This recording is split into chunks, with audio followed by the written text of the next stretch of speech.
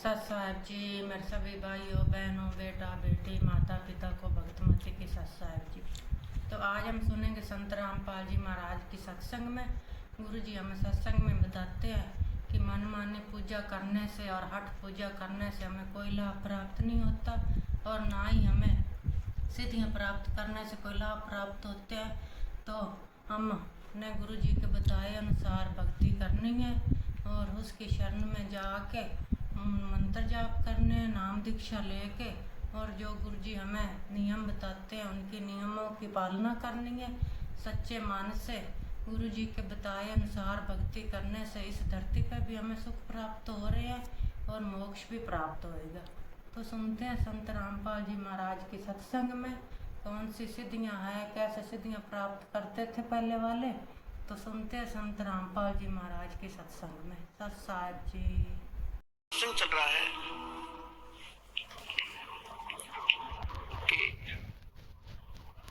इस सतनाम के बारे में प्रसंग है और प्रसंग है कि सदग्रंथ कौन से हैं, सदग्रंथों में को आधार माने तो वो कौन से ग्रंथ है। जैसे श्रीमद् भगवद गीता अध्याय नंबर 16 के श्लोक 23-24 में स्पष्ट कर दिया है कि शास्त्र विधि को त्याग कर जो मनमाना आचरण करते हैं उनकी न तो गति होती है यानी मोक्ष नहीं होता और न कोई सुख होता है और न उनकी कोई सिद्धि साधना प्रफुल्लित होती है, कोई सिद्धि प्राप्त होती है। क्योंकि सिद्धि से ही तो हम सतलोक जाएंगे। सिद्धि माने एक ताकत आएगी हमारे अंदर भक्ति से। तो हम पहले इस ताकत को ये बर्बाद करते रहे, किसी को आशीर्वाद दे देते, किसी को बद्दुआ दे देते, यही पंचर कर लेते थे। अब पंचर नहीं होने देंगे हम इसमें और उससे कुछ होना ही नहीं। तो शास्त्र नहीं देता है कि मनमानी बकवाद कर रहे हैं तो उनमें जो सिद्धि आएगी वो दूसरे टाइप की आएगी, ये ऐसी नहीं आएगी जो हमारे अंदर सिद्धि आएगी। परमात्मा गरीबदास जी ने अपनी वाणी में लिखा कि शब्द महल में सिद्धि 24 हंस बिछोड़े विश्व बीसा।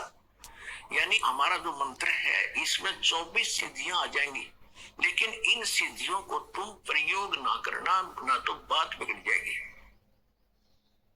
वो कौन कौन सी सिद्धियां हैं वो दिखाते हैं आपको गरीबदास जी की वाणी में। शब्द महल में सिद्ध 24 हंस बिछोड़े विश्व बीसा कि जो मंत्र हमने आपको दिया है ये सतनाम और प्रथम मंत्र, इसमें 24 सिद्धियां आपको प्राप्त हो जाएंगी। और जितने आज तक अन्य जितने भी सिद्ध हुए हैं, जैसे इनमें अष्ट सिद्धि ही इनके पास है, 8 सिद्धि होती है इनके पास और इन 8 सिद्धियों में से किसी को 1 प्राप्त होगी, किसी को 2 प्राप्त होगी। इसी में हल्दी की गांठ पाकर पंसारी बन गई है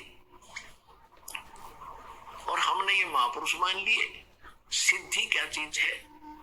सिद्धि इतना काम है जैसे चींटी होती है, चींटी कीड़ी। वर्षा के दिनों में आप देखते हो कुछ तो चींटी होती है पंखों वाली।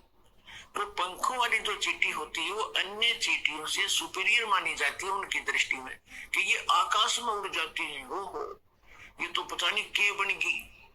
और जब वर्षा का महीना आता है, सावन के महीने में ये बाहर निकलते हैं, गर्मी अंदर गर्मी हो जाती है तो बाहर निकलते ये फिर कहाँ, या तो दीपक पर जल कर मरती है वो उड़ कर जाने वाली है, या फिर तब उस बल्लभ के चारों तरफ चक्कर काट काट के वो पंख टूट जाती है, फिर अंत में वो चींटी की चींटी रह जाती है, वो कीड़ा का कीड़ा रह गया, वो पंख सारी जड़गी। तो इसी प्रकार ये सिद्धि जिनके पास प्राप्त है, सतनाम वास्तविक मंत्र था नहीं और अन्य साधनाओं से जो सिद्धियां प्राप्त की तो उन्होंने यही उनको झाड़ दिया, उनकी पांख सी टूट जाती है। उसके बाद फिर वो जीव के जीव और फिर 83 लाख योनियों में धक्के खाते। अब गरीबदास जी क्या बताते हैं? शब्द महल में सिद्धि 24 हंस बिछोड़े विश्व बीसा।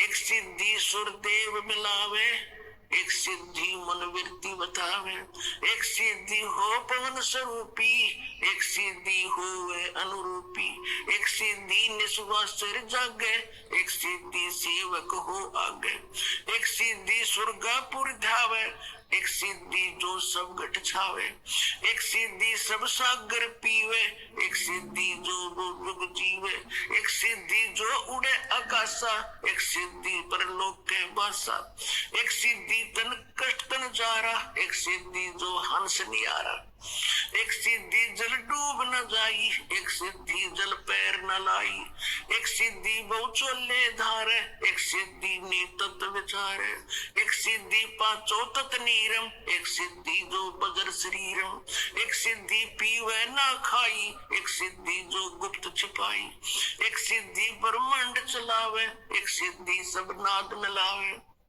एता खेल खिलारी खेल, सो हम हंसा प्रगट बिल, 24 को ना दिल चावे, सो हंसा शब्द अतीत कहावे, प्रसिद्धि पूर्ण पटरानी, सतलोक की कहूँ निशानी, सतलोक सुख सागर पाया, सतगुरु भेद कबीर लखाया, परमहंस देखो परवाना, जन कहते दास गरीब दीवाना। अब क्या बताएं इसमें कि शब्द महल में सिद्धि 24 और हंस बिछोड़े विश्व बीसा। यह सिद्धि अनजान व्यक्ति का हाथ लागी तो इस जीव को भगवान से दूर करेगी। और जब आप और इस शब्द महल में, इस मंत्र में आप में 24 सिद्धि आ जाएंगी, लेकिन इनका दुरुपयोग शुरू कर दिया तो आपका पंचर हो जाएगा, आपकी पूंजी खत्म हो जाएगी, यही रह जाओगे। ना किसी को दुआ दो, ना किसी को बद दुआ दो, ना किसी को आशीर्वाद दो, किसी के सिर पे हाथ ना रखना, आशीर्वाद भरा। वैसे किसी के सिर में कष्ट है, मालिश कर दो खूब, कोई बात नहीं। और एक अपने गुरुदेव और भगवान के अतिरिक्त किसी के चरण नहीं छोड़ा। वैसे कोई बुढ़ा बुजुर्ग बीमार बालक के पैर दुखे, खूब दबाओ, मालिश करो, वो चीज अलग है। उस भाव से नहीं, एक पूज्य भाव से नहीं, सत्कार करो, खूब नमस्कार करो, कति नतमस्तक होकर प्रणाम करो सबको, ये सत्कार है। और चरण छूना ये पूजा माता है। तो पूजा केवल एक भगवान और उसके स्वरूप यानी गुरु के अतिरिक्त हम नहीं करेंगे। तो ये कुछ मर्यादा है जो समाज से हमारी हटकर होती है, तो हमने समाज के अनुसार नहीं चलेंगे। तो वो प्रसन्न हो या ना हो, हमने परमात्मा को प्रसन्न रखना है, हमने राम राज्य करना है, भगवान खुश करना है। और जिन बातों से गुरु दुख पावे, तीन बातों को दूर भगावे, तब हंसा सतलोक जावे। तो इस तरह के कुछ कहना, किसी को बद्दुआ देना, ये भी हमारी हानि होती है। और ना किसी को दुआ देना, किसी को आशीर्वाद भी नहीं देना, तेरे नो हो जाएगा, फलाना हो जाएगा, ठीक हो जाएगा, ऐसा खुश रहो, ये नहीं बोलना। नमस्कार करो, प्रणाम करो, नमस्ते बोलो, राम राम कहता कोई राम राम बोल दो। क्योंकि राम क्या है, राम कौन है? उनका राम जो है सो हमारा राम तो वो है कबीर राम। और आजकल एक बीमारी, एक और नई, एक और चल पड़ी काल की व्यवस्था कि गुड मॉर्निंग बोलेंगे, गुड मॉर्निंग, गुड इवनिंग।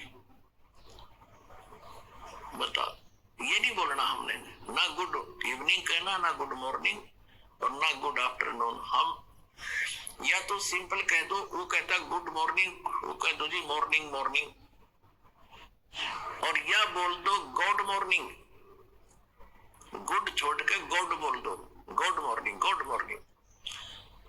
अब उसका मिलता जुलता अक्षर भी हो गया, विराजी हो जाएगा। गुड मॉर्निंग, गुड अभ्यास बना लो अपना ये, good morning, good afternoon, good night, यानी गॉड गिवन है ये समय। सुबह भी उसकी तरह से हुई है और दोपहर तक भी हम उसकी रजा से पहुंचे हैं, और शाम हुई है तो भी गुड मॉर्निंग, गुड इवनिंग, भगवान की दी हुई शाम है। गुड वैसे हो जाएगी हमारे कहने से, तुम्हारे कहने से हो जाएगी, लेकिन उसकी हो जाएगी, आपकी पंचर हो जाएगा। तो इसी गलती ना करियो। जब आप कोई गाड़ी ले रखी कार और उसमें से आप किसी दूसरे टायर में हवा भर दोगे, ना भाई मेरा भी काम बिगाड़ेगा, देखो सामने वो हवा वहां से भरवा लो जाकर के। तो सतलोक आश्रम पर वाला बता दिया उनको कि वहां से भरवा लो वहां जाकर।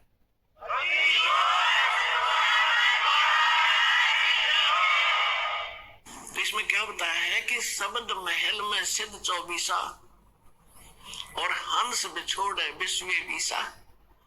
हमारे इस मंत्र में 24 सिद्धि आ जाएंगी।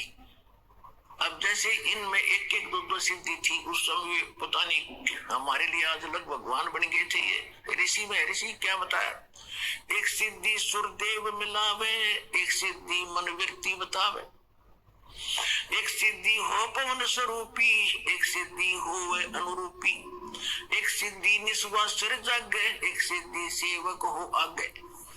अब देखो, एक सिद्धि निस्वा सिर जागे, दिन रात जागे, यह सिद्धि होगी। दिन रात उसको नींद नहीं आती, बैठा रहता है। आदरणीय गीसा दास साहिब जी गांव खेखड़ा, जिला बागपत हो गया, पहले मेरठ था।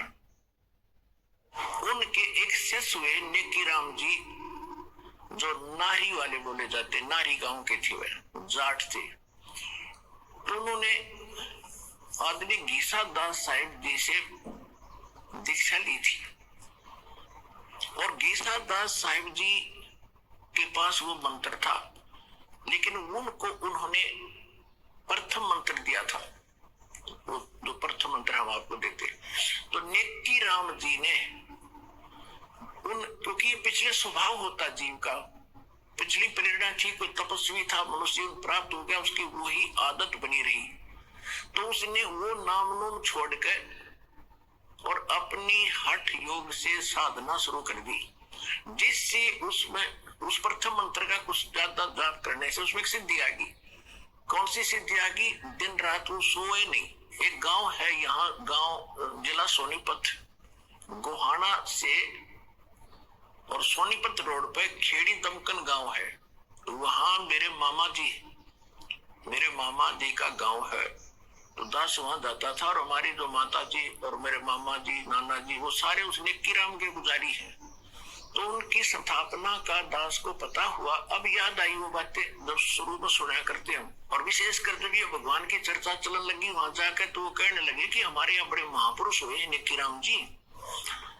उनकी कथा बताई कि उनका हमने यहाँ बहुत बड़ा डेरा बना रखा उन्होंने, गांव वाले ने, कि ये महात्मा यहाँ आकर बैठे थे। हमारे गांव से बाहर एक जंगल था छोटा सा बनी में, और कई दिन बैठे रहे। तो लोग गांव से इनका भोजन ले जाने लगे, श्रद्धालु पहुंच जाते हैं। तो एक ने बताया कि हमने इस महापुरुष को सोता नहीं देखे कभी, सारे दिन रात जागता रहता, बैठा रहता है या घूमता रहता है। तो कईयों ने छुप छुप कर देखा, 10 दिन हो गए, 15 दिन हो गए, महीना हो गया, कि भी सोता ही नहीं कभी भी। पहले इससे बात पर वो भगवान बना लिया, उसका आश्रम गाड़ दिया, उसकी पूजा शुरू हो गई, और सारे चौड़ चपट। अब पता चला उनके ज्ञान भी नहीं था, वो तो गीसा दास जी से विरोधी भी हो गए थे। लास्ट में एक कथा सुनाया करते, गीसा पंथी बताया करते थे कि उन्होंने कभी मान का वचन बोल दिया था नेकी राम जी। तो कहने का भाव ये है कि एक सिद्धि निस्वासर जाके इस मंत्रों में आपके ये ऐसी सिद्धि आ जाएंगी। तो उस समय वो संत पा किया। अब जितने भी नेकी राम जी के दो अनुयायी है, सारे ये डले ढो हठ करते। और मंत्र गीसा दास जी की वाणी में एक पूरा शब्द है, 8-7 पंक्तियों का। उनमें से 2 पंक्ति है, ओम सोहम जप ले भाई, राम नाम की यही कमाई। और वो पूरा एक शब्द है जैसे मंगलाचरण की तरह, उसको मंत्र बोलते हैं, उसमें ये लिखा हुआ है। और इस पूरी वार्तिशी को गाकर इसी को अपना नाम समझते, ये मंत्र है हमारा।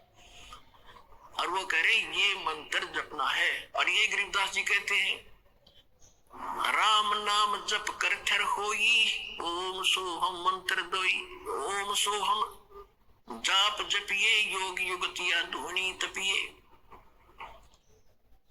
तो ये गरीबदास जी ने भी कहा कि नम छिपा ओम तारी पीछे सोहम भेद विचारी, सार शब्द पाया जग लोई, आवागमन गौर न होई। नामदेव जी पहले केवल एक ओम नाम का जाप करते थे। परमात्मा अपने विधान अनुसार उनसे मिले, अच्छी आत्माओं को मिलते हैं। उनको फिर दूसरे मंत्र का भेद बताया। जब उसने दोनों नाम सिमरण किए तो कहते फिर सार नाम दिया। तीसरी स्थिति में नामदेव जी को जब उनका कल्याण हुआ, नाम छिपा, वो छिपी जाति में थे नामदेव जी, और महाराष्ट्र के अंदर रहने वाले थे।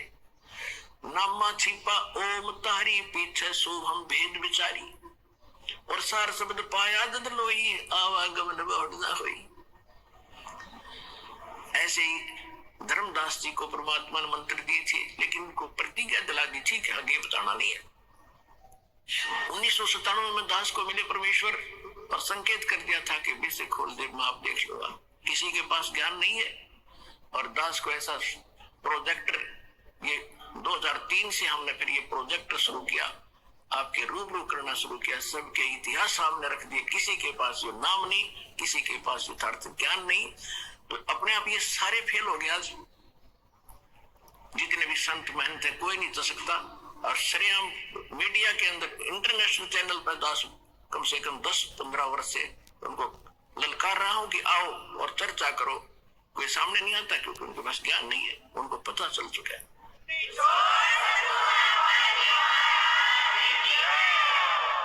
और ये भोले श्रद्धालुओं को भगवान मानने बैठे नकलियों को संत मान रहे हैं। वो तो जनसाधारण के जैसे भी नहीं, तो पता लग गया भी गलती हो जाए इंसानों से, भूल लगी। भगवान के लिए संत चले हैं, भगवान के लिए श्रद्धालु उनके पीछे लगे, तो उनका कर्तव्य बनता है। जब पता लग गया कि तुम्हारे बारे में कोई गलत, मेरे बारे में कोई गलत बोलता, मैं अच्छा मैं देखता हूँ कहाँ मेरी त्रुटि तो नहीं है, त्रुटि नहीं है तो बोलता रही, फिर तारे रूबरू करता हूँ किसने ऐसे बोला, देखो ये इसका ये प्रमाण, ये गलत हो रहा है, तो वो ना अपने शिष्यों को कोई जवाब देते। इसे सिद्ध है कि वो फेल हो लिए, और ये श्रद्धालु एक दिन आएंगे, क्योंकि सबको पता है वो अनमोल जन्म ऐसे बर्बाद करने का नहीं है, एक दिन ज्ञान होगा।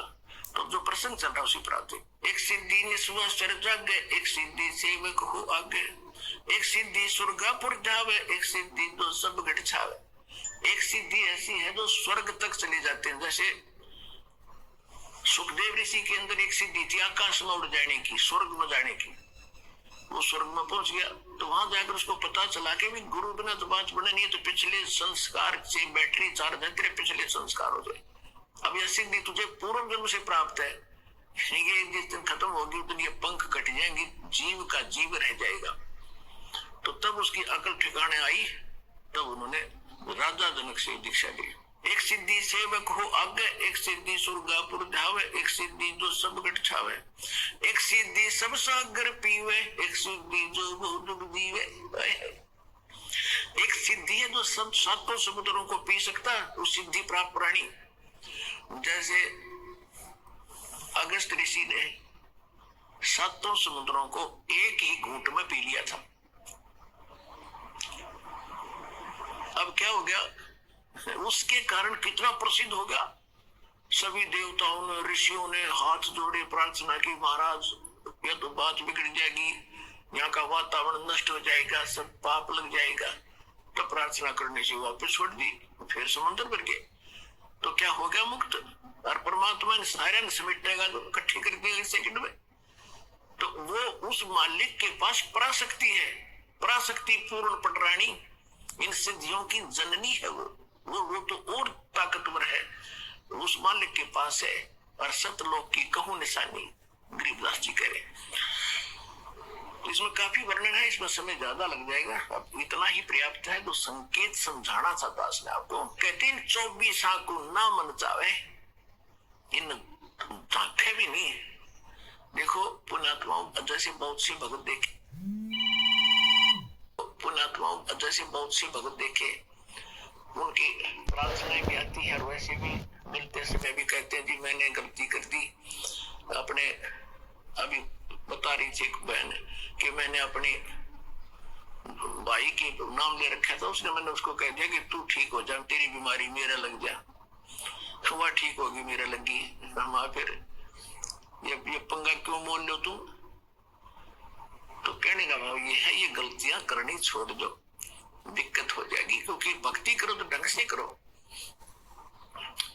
अब इसको तो हम इतना सस्ता मान रहे हैं, ये तू अपनी भतीजी ने दे देना 20 लाख रुपये दे कर दिखा, सोने भी ना दे, और दे तो वही वापस दे दिए मेरे। उस धन का आपको पता है, इस धन का आपको पता ही नहीं कितना कीमत आपको कहाँ आवश्यकता पड़ेगी। तो इसलिए ये सारा कुछ ज्ञान देकर आपको सतर्क किया जा रहा है कि कहाँ आप फाउल होते हैं, कहाँ आप मार खाते हैं, और कौन सा धन कितना कीमती आपका है, और इसको आपने कैसे सुरक्षित रखना है ताकि मोक्ष आपको प्राप्त हो सके। आज का जो प्रसंग चल रहा था वहां तो स्टार्ट भी नहीं हो पाया था। आज का सत्संग प्रारंभ यहां से हुआ था कि परमात्मा पाने के लिए हमने अपने सदग्रंथों को ही आधार बनाना है। और सदग्रंथ कौन से हैं?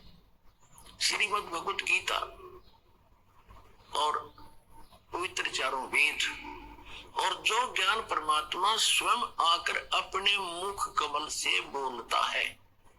श्रीमद् भगवत गीता अध्याय नंबर 4 के श्लोक नंबर 32 में कहा है कि इन यज्ञ धार्मिक अनुष्ठानों की विस्तार के साथ जो जानकारी, यज्ञों की, यज्ञ माने धार्मिक अनुष्ठानों की विस्तार के साथ जानकारी सच्चिदानंद घन ब्रह्म के मुख कमल से बोली हुई वाणी में, सच्चिदानंद घन ब्रह्म की वाणी में कही गई है विस्तार के साथ। और उसको जानने के बाद सभी कर्मों से मुक्त हो जाएगा। उसको तत्व ज्ञान कहते हैं, जो भगवान स्वयं आकर बताता। चौथे अध्याय के 34वें श्लोक में कहा कि उस तत्व ज्ञान को जो सच्चिदानंद घन पूर्ण परमात्मा स्वयं आकर बताता है, उसको तू किसी तत्वदर्शी संत के पास जाकर समझ।